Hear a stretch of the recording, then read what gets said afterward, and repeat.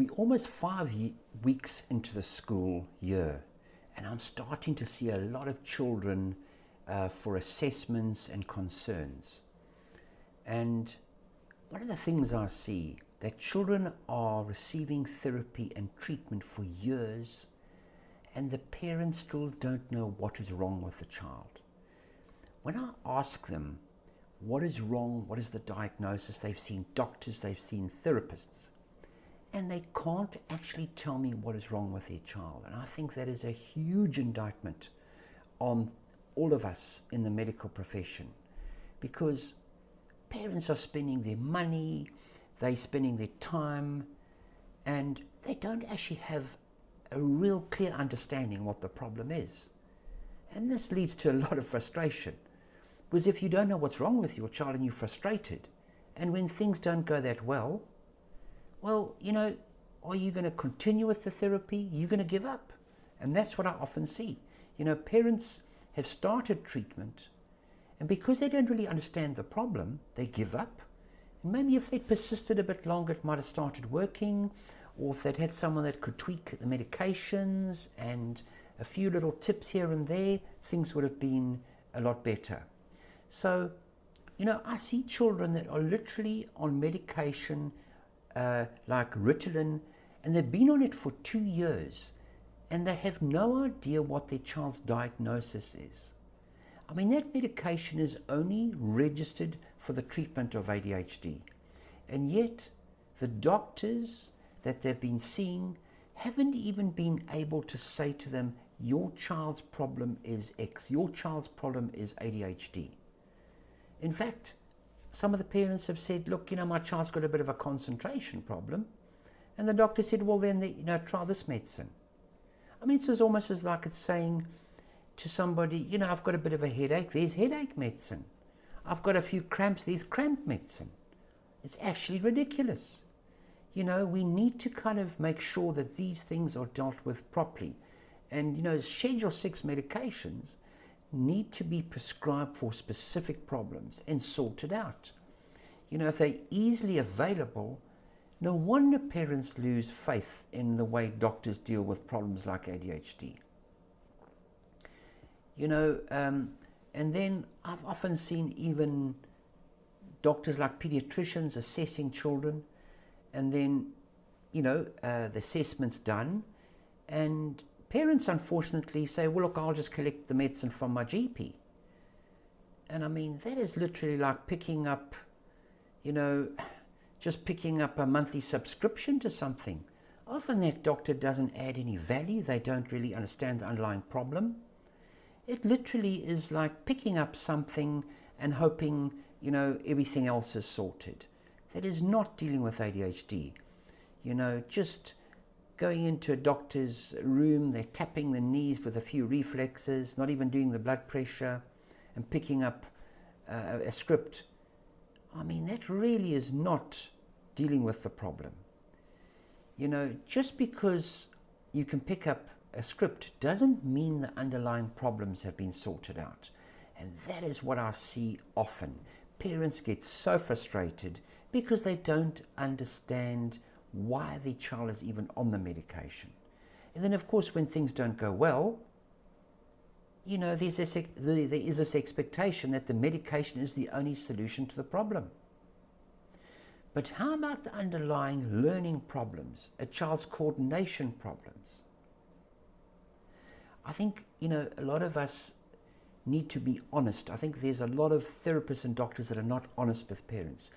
Being able to know and have the confidence to say, this is the problem, this is what you need to do about it. There's no understanding of the underlying problems. So, I think just collecting a script from a doctor without a proper understanding and feedback from teachers and understanding, talking to a child, getting to the nitty-gritty of it is crazy and unethical.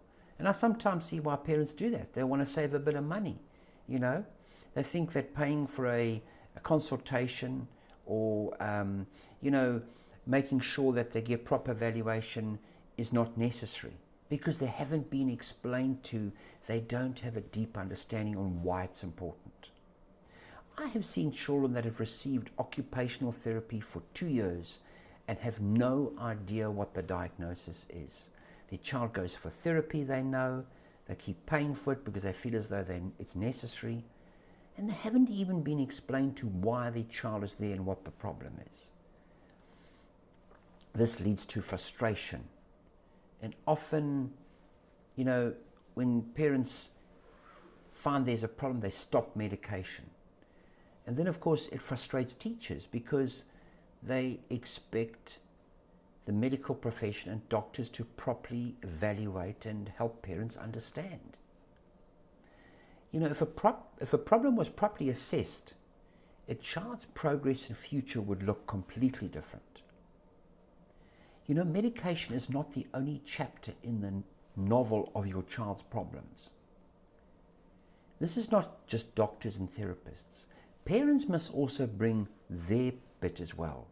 They need to get involved, It's unfortunate that we don't have proper parent information, training problems and support.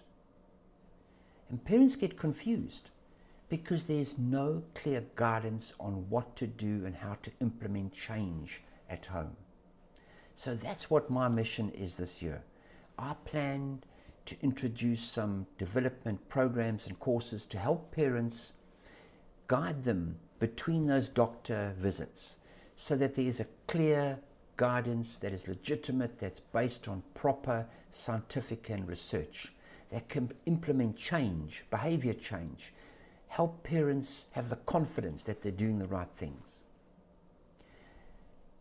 Medication seems such a simple, easy way, isn't it? Just pop a pill, and then sometimes there's this expectation the spelling must be right, the behavior must be right, the geography marks and the maths marks must be perfect.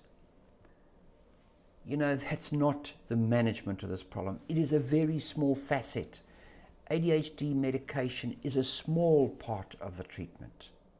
How about dealing with your child's coordination problems, writing problems, mood problems, anxiety problems?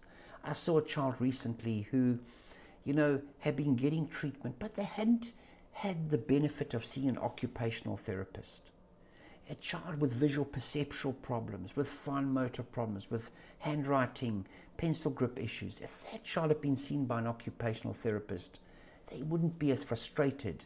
They wouldn't have that lack of self-esteem. They'll be able to do the work. They might be able to concentrate because of the medication, but they're not able to put it onto paper, do the job properly.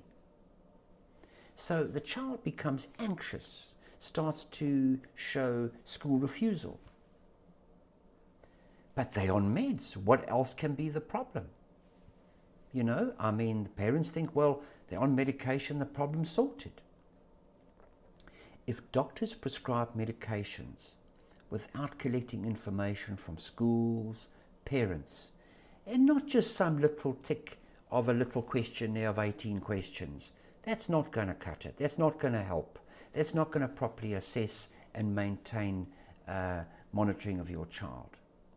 So really, I think, you're kidding yourself if you just pick up a script without proper assessment. This is a Schedule 6 medication. There's so many other things that are vitally important for your child. So I really hope that you've got the message that if you want to do the best for your child, go to the right person who spends their time, the effort collecting it. Teachers, when they fill in forms for me, it's an amazing font of information. It's almost as though a proper feedback from a teacher is like having a CAT scan of someone's brain. Having a whole battery of medication is not going to cut it. Information from teachers, it's like having a full blood profile, an enormous amount of information, and as well as parents. So the effort we all put in is going to make an enormous difference to our kids.